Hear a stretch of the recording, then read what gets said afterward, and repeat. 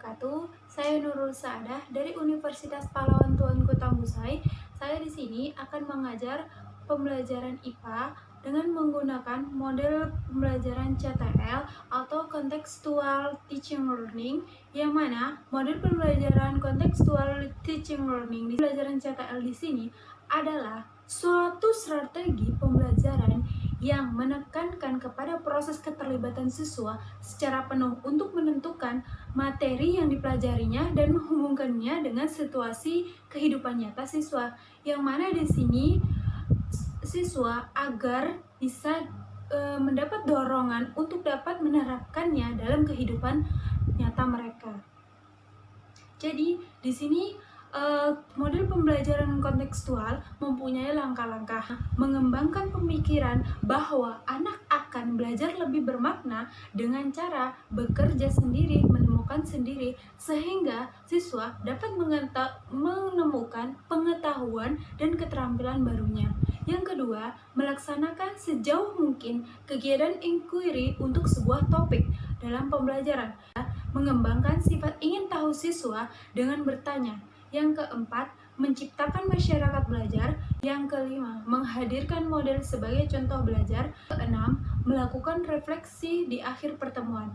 Dan yang terakhir, melakukan penilaian dengan sebenarnya dengan berbagai cara. Baiklah, selamat menyaksikan. Assalamualaikum warahmatullahi wabarakatuh. Apa kabar anak-anak? Alhamdulillah kalau sehat-sehat semua. Nah, tolong ketua siapkan. Wassalamualaikum warahmatullahi wabarakatuh. Ada yang tidak hadir? Tidak ada. Alhamdulillah kalau berarti anak-anak ibu sehat semua ya.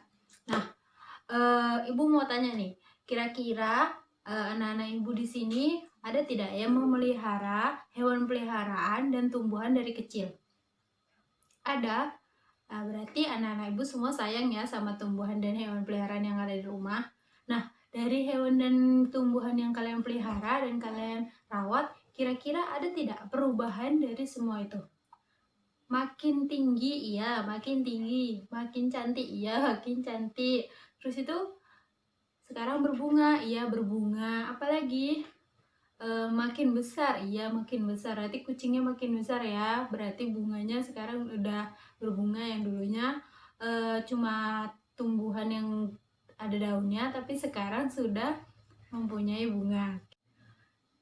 Nah, di sini ibu mempunyai dua contoh peristiwa yang menunjukkan proses perkembangan dan pertumbuhan pada makhluk hidup dan tumbuhan.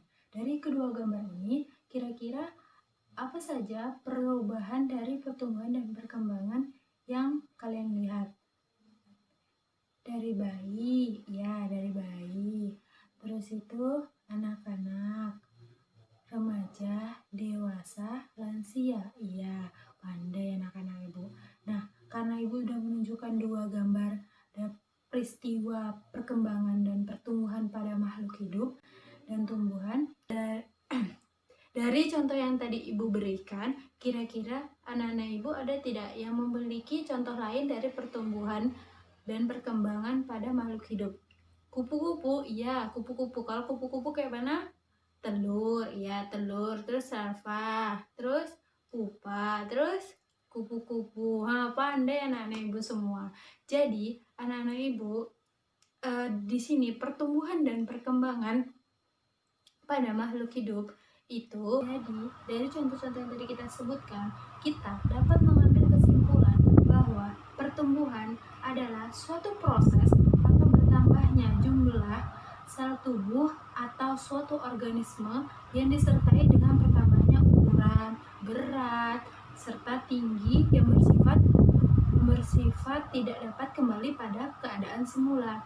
Contohnya saja, ibu dulu menjadi anak bayi, dan sekarang ibu sudah menjadi dewasa, dan ibu tidak akan bisa kembali lagi menjadi anak bayi. Contoh lainnya lagi seperti tumbuhan dari kecil, dari pertumbuhan kecil yang awalnya cuma sekecil ini menjadi tumbuh sesuai dengan pertumbuhan yang telah ditetapkan. Nah,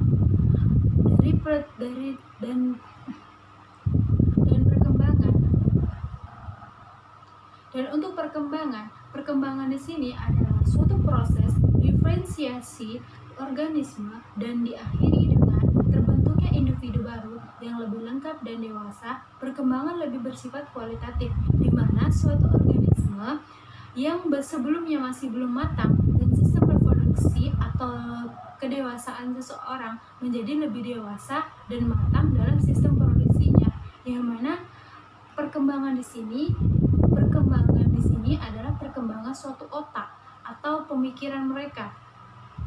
Jadi pemikiran anak-anak menjadi pemikiran orang dewasa. Untuk lebih jelasnya lagi, kita akan melakukan diskusi. Ibu akan membagi kelompok menjadi 2 kelompok, kelompok 1 sebelah kanan dan kelompok 2 sebelah kiri.